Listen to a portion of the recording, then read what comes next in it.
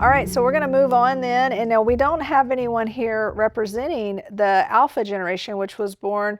The oldest Alpha would be, I think we came up with 12, right?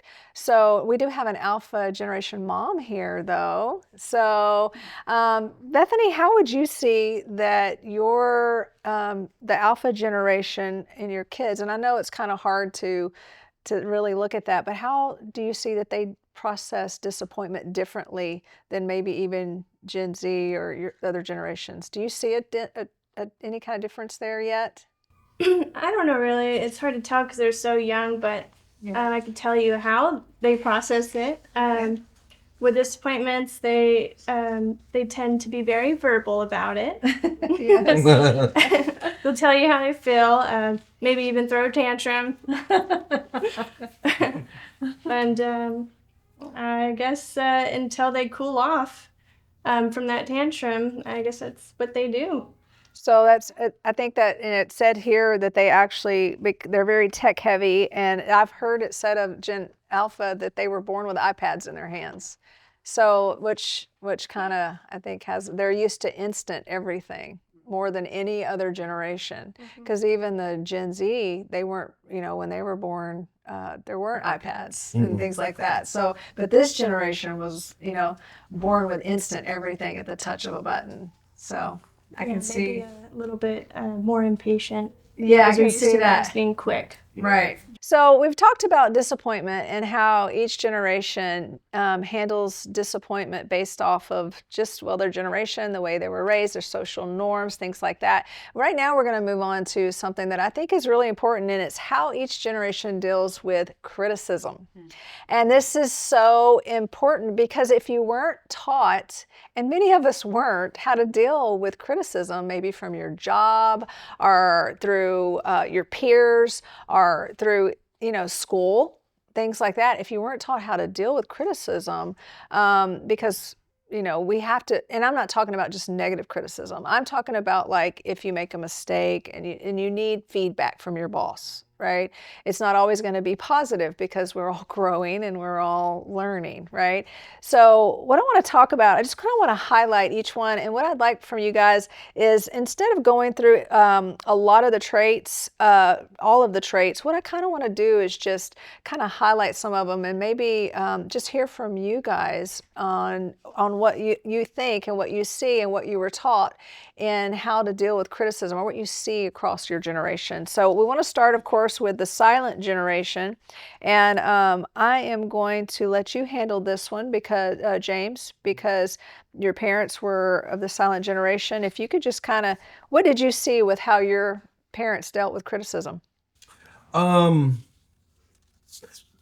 from what I observed and from what I remember, it even says here that the core values was with a respect for authority, Yes. and so I keep coming back to the word patriotism. There was a certain amount of patriotism with the silent generation that's maybe been diluted over the generations, and I'm not complaining or anything. It's just it is what it is.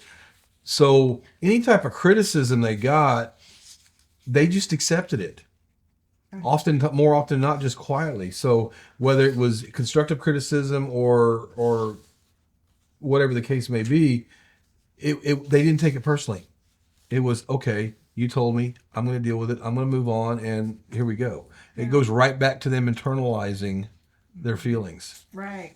So it all kind of goes hand in hand with each other. That's what I noticed. That's good. Carrie, what about the baby boomers? How did you see that you handled criticism differently or just in general, your generation? So I would say, and it kind of goes together, that there's just a bent to be defensive because there was so much emphasis put in the success and the. So good. it's like if you approach that, it's like saying there's something wrong with me, not listening to, this is so we can improve this or that. It's the taking it personal part. That makes a lot of sense. And I think it would be easy to hold resentment because I don't think that's something you necessarily speak up about, but I think and that's something to keep in mind when we're dealing with baby boomers is they may not even realize it. Yeah. A lot of these things we do without thinking about it. Yeah. Angela, what about Gen X? How do you see that Gen X overall deals with criticism? If they valued the person that you are, they would take it. Yeah. But if they didn't, it was who cares what you think, who cares? Whatever. It's just how it was. So if they had respect for you and they knew that you were coming from a good place and they had built that relationship and that trust with you, Right. then yes, they would receive it. But if not, they didn't care. We didn't care. There you go. I think that sums it up. You have anything to add to that, Brian? Or I used a meme in the generational talk I gave, and it was if you insult a baby boomer, they might say you're rude. If you insulted a millennial, they might say you're mean. If you insulted Gen X, they're going to say you're mom. And it's a response. There's a response of yes, if you value them and they've allowed you to speak into their life, they'll take it seriously. But otherwise, they're very defensive, and there's a wall there. Sarcasm would be the next thing. Yep. I agree. Totally. So millennials, we lost our millennial for a little while. So, so how do they deal with criticism? Now, this says their core values are growth, purpose, feedback, and culture. And I want to say, with Bethany, who is a millennial, I can definitely see that. I can see that with her. She is always open. She's always been open to feedback. It says they may be more emotionally affected by poorly delivered criticism, though. I have seen that too, because they have a higher standard for success, all right? So I think a lot of times, depending on probably them personally, maybe they hear criticism as failure, like you were talking about, Carrie. I think that's probably a lot. With the millennials, I have a child that's a millennial, and I think it's also, I was reading, it said tone. And that's something that we discuss, because if you have a criticism, it's how you delivered it. Yes. That makes the difference with the millennial, or with anyone, but the millennial for Right. sure. Yeah. Because they're focusing now on the tone, not necessarily what you said. Yes. And so I'm just saying that's No, it's interesting. legitimate. That's It is interesting because interesting. Generation X was all about the source, whether they respected or valued the source of the criticism, whereas millennials, it's about the tone of the delivery, regardless of the source. No, regardless. Yeah. Yeah. It's amazing that switch. That is a big flip. Yeah, it is. That's a good point. That's a really good point, guys. I'm sorry to Thank be you. interrupted. No, that was good. So, Generation Z. So, how does Gen Z respond to somebody criticizing them? Landon, take this for us. What do you see in your generation whenever there's somebody that's critical? I feel like Gen Z is just a mix of every generation just adding emotions. Okay, That's a good point of view. That is good. That's a good point. It is a good point. That's what I'm getting from here. But core values, transparency, authenticity, and emotionally safe. Response to criticism. Prefer gentle, emotionally intelligent feedback. May react strongly to tone or delivery even if the content is valid. Okay. Sensitive to criticism that feels like a personal attack, especially in public or online. Oh, wow. Typical reaction. Ask for context. Self-reflect. May seek validation from peers.